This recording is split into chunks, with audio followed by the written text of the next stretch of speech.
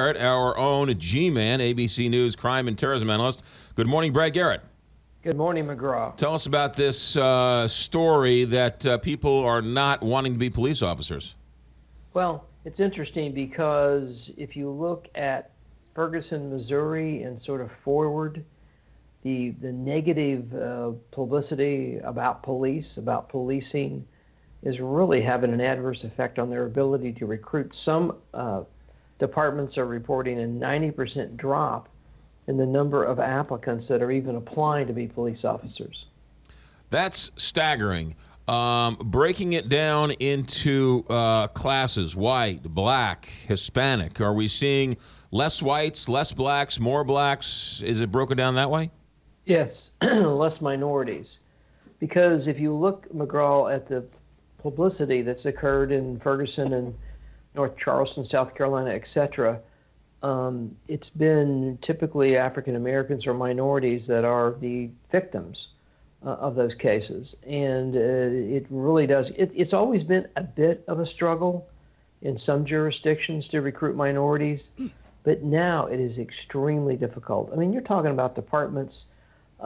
Fairfax County, which is right next to me in Virginia, typically when they advertise to take the test to become a police officer, you get 4,000 applications.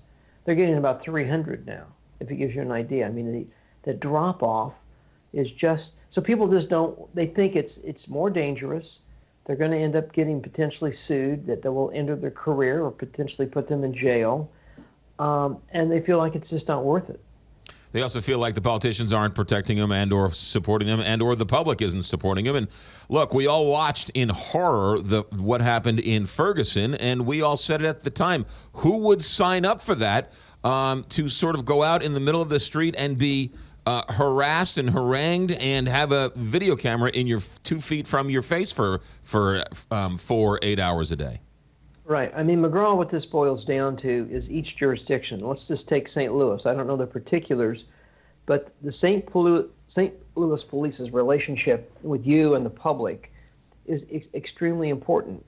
And if there is an issue, they need to get out and address the public in a very transparent way on a regular basis.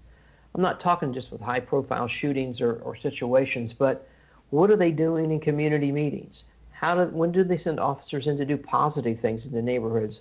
All of that builds trust because it's the combination of two things: the ability to have a more diverse police department and just to be better, to be able to do their job based on the population they're serving. So it's really a local situation that the local commanders, chief, et cetera, have to take on. I would also think, though, that after what we saw, minorities would want to flood the application process to become a police officer, right? I mean, if there are outreach programs and police departments are saying we don't have enough minorities, we're looking for minorities, it's shocking that those numbers wouldn't go up.